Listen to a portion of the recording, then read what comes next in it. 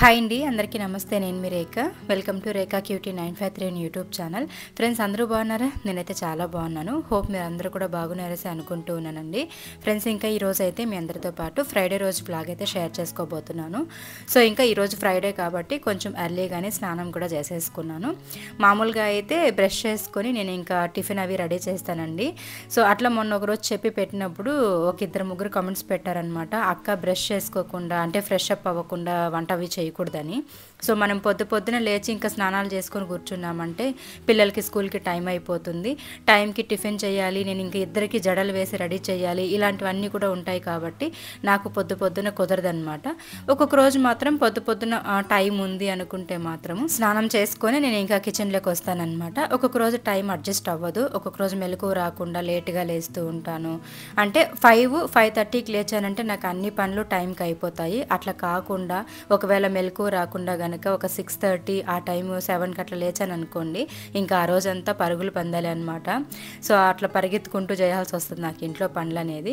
నేను ఇక్కడ tiffin ready చేసే లోపల మా పిల్లలు అయితే స్నానం చేసేసుకొని వచ్చేస్తారనమాట. వాళ్ళు వెయిట్ చేస్తూ ఉంటారు. ఇంక ఇక్కడ టిఫిన్ రెడీ చేసుకుంటూ ఉండాలి, అలాగే ఇంకా పిల్లలకి ఇద్దరికి జడలు వేయాలి, వాళ్ళని రెడీ చేయాలి, ఇలాంటి పనులు అనమాట. ఇంకా యూనిఫామ్స్ అవి ఇవ్వలేదు కాబట్టి ఇంకా ఓనీలు అవి వేసే పని అయితే రాలేదన్నమాట. సో అది ఉంటే ఇంకా ఎక్స్ట్రా పని అవుతుంది నాకు.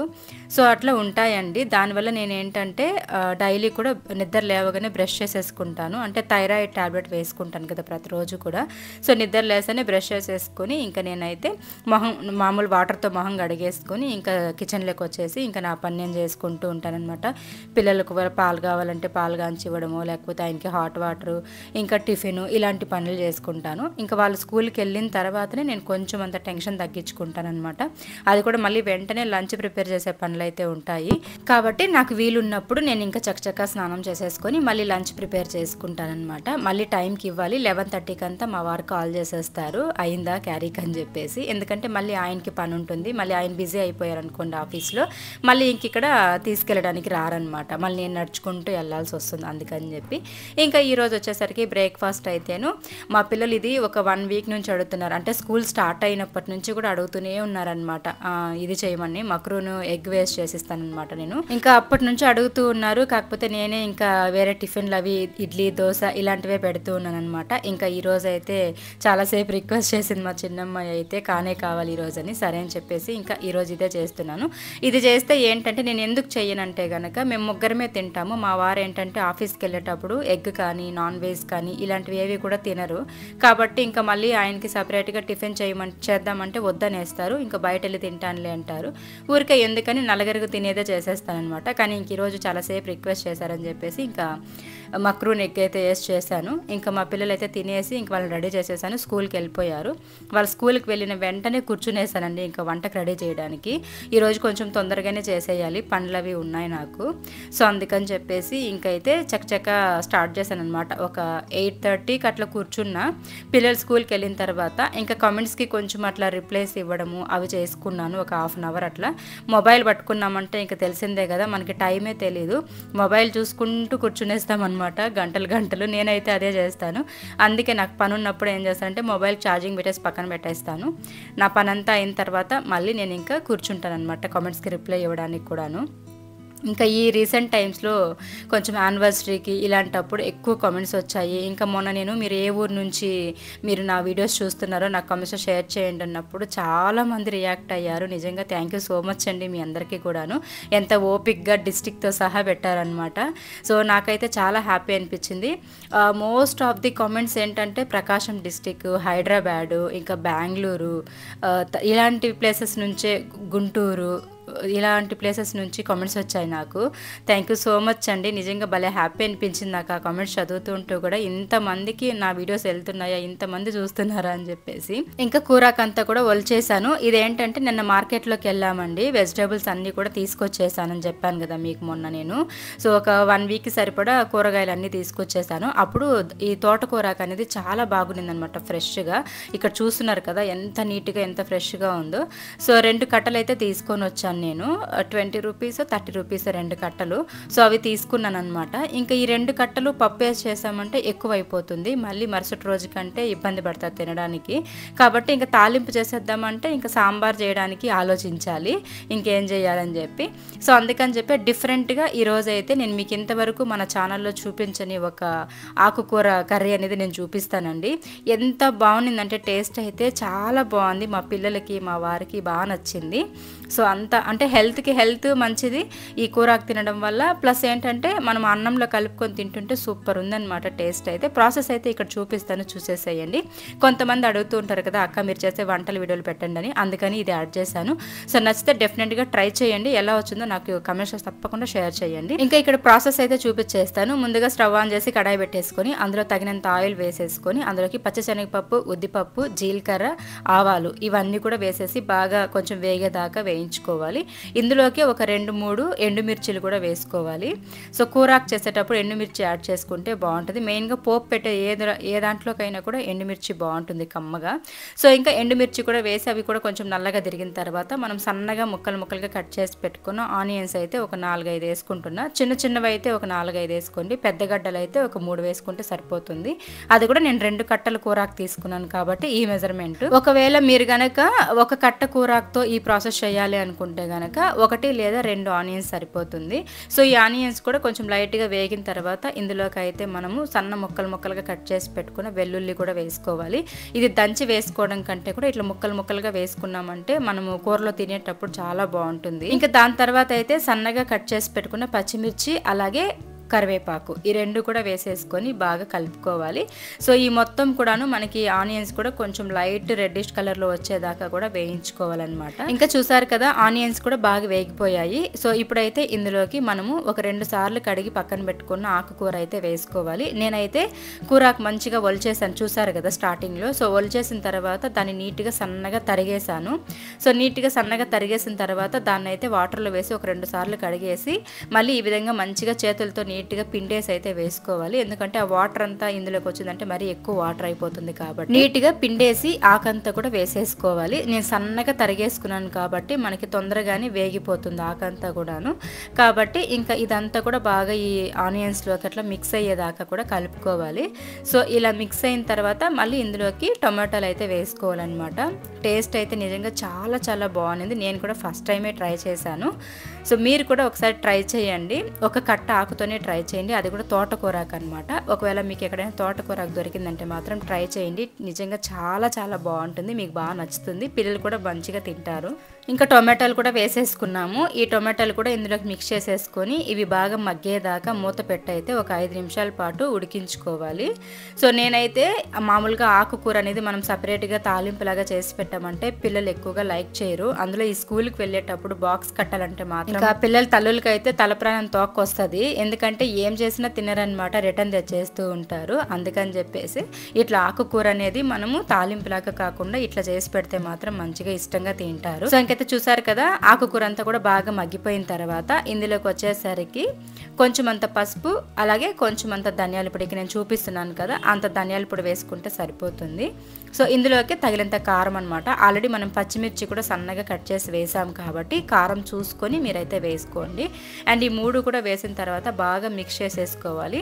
ఒక 10 నిమిషాల పాటు ఇది కనుక మనం ఇట్లా కలుపుకుంటూ ఉన్నామంటే అడుగు పట్టకుండా చాలా బాగుంటుంది. అండ్ తొందరగా కూడా మగ్గిపోతుంది అనమాట. పసుపు ఇవన్నీ వేసేసాం కాబట్టి ఇంక ఇందులోకి కొంచెం సాల్ట్ కూడా అడ్జస్ట్ చేసేసుకొని వేసుకోండి. నేనైతే అక్కడ సాల్ట్ వేసేది మిస్ అయింది. మళ్ళీ నేను సాల్ట్ వేయలేదని చెప్పేసి కామెంట్స్ పెడతారు. నేను ఆల్రెడీ వేసాను బట్ అది మిస్ అయిందనమాట క్లిప్ అయితే. ఓకేనా. సో ఇంకా వంట అయితే రెడీ అయిపోయిందండి.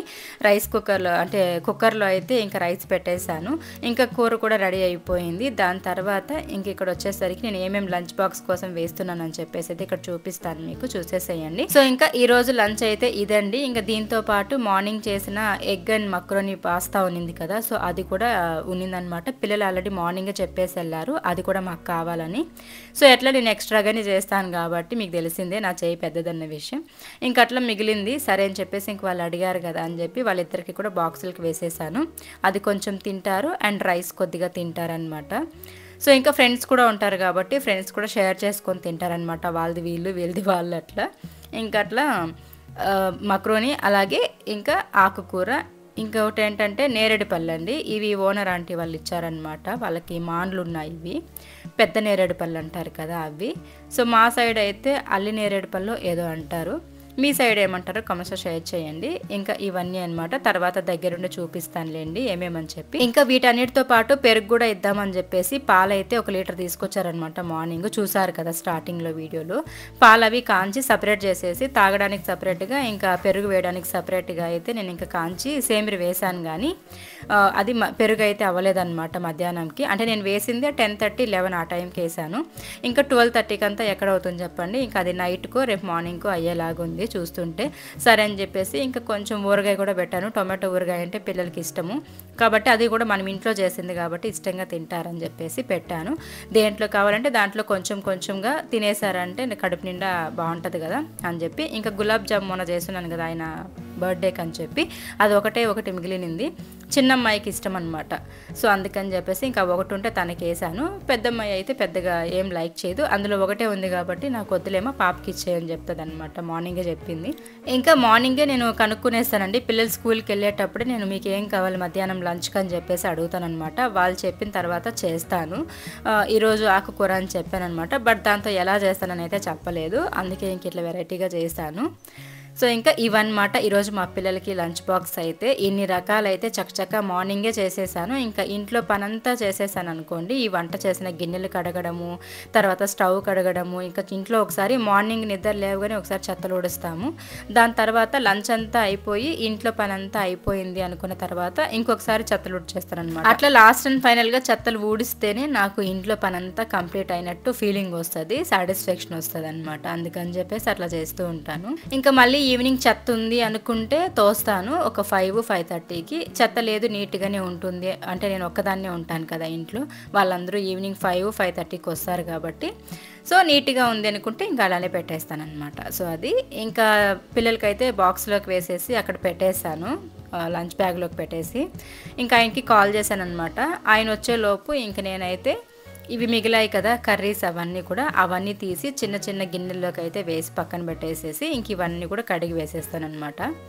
సో అట్లా చేసేసుకున్నాం అనుకోండి, మనకి పనిలో పని కంటిన్యూగా అంటే వంట పని అయిన వెంటనే మళ్ళీ గిన్నెలు కడగడము ఇవన్నీ కూడా చేసి పెట్టేసామంటే మళ్ళీ ఈవినింగ్కి కొంచెం రెస్ట్ తీసుకున్నట్లు ఉంటుందన్నమాట. మళ్ళీ రావాలి కిచెన్లో ఇవన్నీ కడగాలి అలాంటి పని ఏం లేకుండా రిలాక్స్గా ఉంటుంది. నాకేంటంటే మార్నింగ్ టిఫిన్ నుంచి మధ్యాహ్నం లంచ్ బాక్స్ ఇచ్చేదాకా పని ఉంటుంది. ఇవన్నీ చక్కచక్క నేను ఎంత టైంలో ముగిచ్చేస్తానో అంత టైంలో చేసేసాను అనుకోండి. ఇవన్నీ కడిగి పక్కన వేసేసి స్టవ్ కడిగేసి వెళ్ళిపోయామంటే కిచెన్లో నుంచి ఇంకా అక్కడ నుంచి నాకు ఏం పని ఉండదు అనమాట. ఓన్లీ బట్టల పని ఒకటి ఉంటుంది, ఆరేసినట్టు తెచ్చుకోవడం, ఈ పని మాత్రం ఉంటుంది. సో అది కూడా ఇంకా ఈవినింగ్ అట్లా చేసుకుంటాను అనమాట. అట్లా మనం రిలాక్స్ అవ్వాలి అనుకున్నప్పుడు ఒక ప్లాన్ ప్రకారం ఇంట్లో లంచ్ అవి ప్రిపేర్ చేసుకోవడం, బాక్స్ కట్టడం చేసామనుకోండి ఈజీ అవుతుంది. లేదనుకోండి వంట ఒకసారి చేయడం, టిఫిన్ ఒకసారి చేయడం, మళ్ళీ అవన్నీ ఉన్నీలే టిఫిన్ అయ్యింది కదా ఇంకా వంట అంతా చేసి ఒకేసారి అన్నీ కడుక్కుందాంలే సాయంత్రం అని వేసేసామంటే షింకులో ఎక్కువ గిన్నెలు అయిపోతాయి. మళ్ళీ మనమే కదా ఈవినింగ్ మళ్ళీ అవన్నీ కడగాల్సి వస్తుంది, అలసట అయిపోతుంది. కాబట్టి ఇట్లా అన్నీ చేసిన వెంటనే అన్నీ కడిగి పెట్టేసామంటే టెన్షన్ ఉండదు. ఇంకా మా వారు కూడా వచ్చారు, లంచ్ తీసుకెళ్తున్నారు. హాయ్ ఫ్రెండ్స్, సో కరెక్ట్గా టైం అయితే 12కి ఇంకొక 10 మినిట్స్ ఉంది అంతే.